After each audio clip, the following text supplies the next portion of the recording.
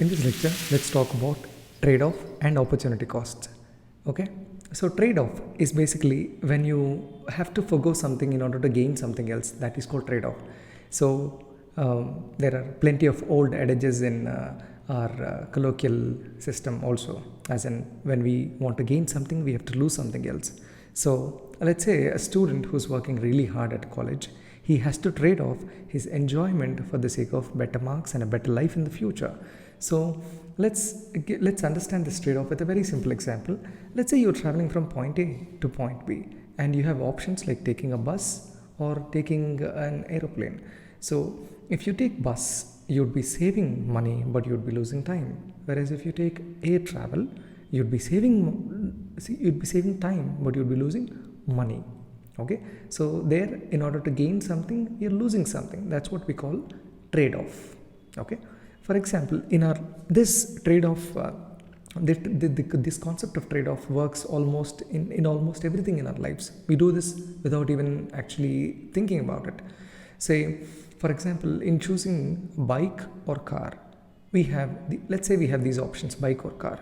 Car comes with a certain social status and also comfort, but it costs more, whereas bike is cheaper, like you'll be saving money. So that is a trade-off. Okay, this concept works in industrial economics and also at the national level also. Let's say a country has a certain amount of budget, and that budget can be utilized like there is a limited amount of budget. It can't be, all the money can't be pumped into military, or all the money can't be pumped into schools. So we have to make a hard decision as in which trading off something for something else. All right, next, coming to opportunity cost. Let's say you choose one option, one alternative over another. So what is it that you're losing there? For example, let's say you're working as a teacher and you have an opportunity to work as a bank manager. So as a teacher, you're making 50,000 rupees per month. Whereas if you were a bank manager, you would be making 1 lakh per month, which means your opportunity cost is 50,000 rupees. 50,000 rupees is what you're losing every month by working as a teacher. But then again, even though in monetary terms you're losing, you would be gaining in terms of maybe psychological level, maybe your satisfaction at a deeper level. So money isn't everything, right? But at the same time, we can measure money, so we talk about money all the time.